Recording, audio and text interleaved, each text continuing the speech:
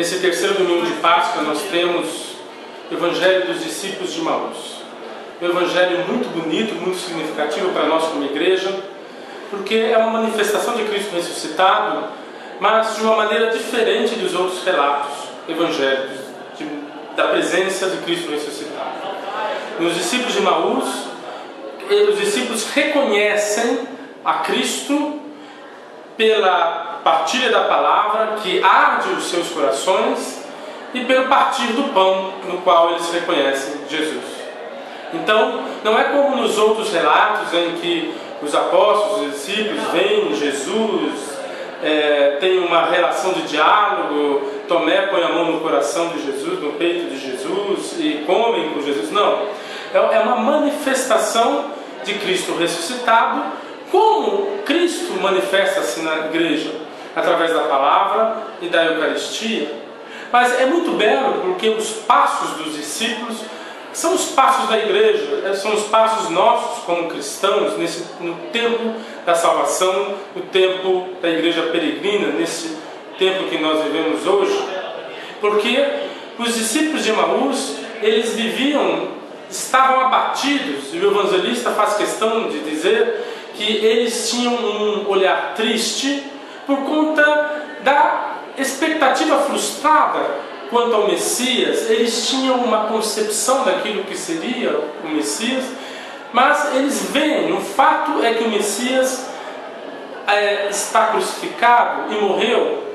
Então eles estão abatidos, eles estão tomados por essa desesperança, porque a expectativa foi frustrada. E isso é tão forte que eles têm até um certo deboche ao dizer: você é o único forasteiro que não sabe desses fatos que aconteceram? E muitas vezes nós como igreja somos assim, em nossas expectativas humanas, daquilo que queremos que Deus faça as coisas do nosso jeito, que realize os nossos sonhos, que Deus realize a nossa vontade, e muitas vezes ficamos frustrados, abatidos. Porém, é muito bonito ao ver no relato do Evangelho, Jesus começa a falar, a manifestar a palavra, e esta palavra vai entrando no coração desses discípulos e enchendo de esperança e ardendo o coração dos discípulos. Eles dizem: o nosso coração não ardia enquanto ele nos falava.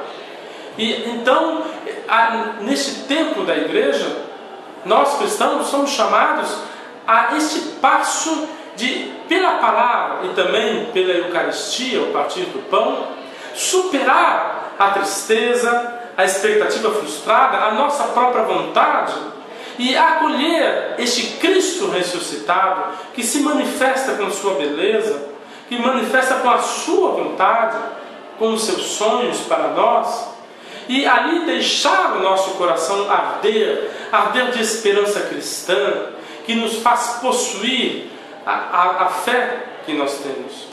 Então, reconhecer o Cristo ressuscitado, fazer uma verdadeira experiência pascal que fizeram os discípulos, e que então diz: fica conosco, Senhor. Estas são as palavras da igreja, cheias de esperança, cheias de vibração, com um coração que arde, com a presença viva de Cristo ressuscitado. É a igreja, é você que diz: fica conosco, Senhor. E é notável que o evangelista parece querendo evidenciar essa transformação da experiência pascal desses discípulos. Repito, experiência essa que é diferente dos apóstolos, que é a experiência mais própria nossa como igreja, que hoje não pegamos Jesus, não vemos Jesus como forma de gente, mas fazemos essa experiência nele, na palavra e na Eucaristia. E o evangelista, então, no final do Evangelho diz que depressa eles se levantaram. O evangelista parece querer mostrar a força, a transformação, a ação do ressuscitado na vida e no coração deles. E eles se levantam e retornam a Jerusalém. Hoje, neste Evangelho, você é chamado a retomar a Jerusalém, a vontade de Deus, a esperança que Deus te chama, a esperança nele, na vontade dele, que sempre se manifesta, sempre tem uma resposta na sua vida. E a resposta é o amor, é a obediência à sua vontade, a conformação no Evangelho e não as expectativas humanas que frustram, que nos entristecem.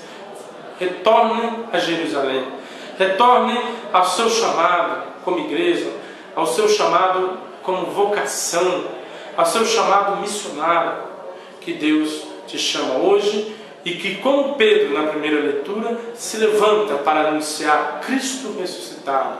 Hoje, que Deus te levante nesta experiência pascal para anunciar esse grande mistério de fé verdadeiro que Cristo manifesta na sua igreja.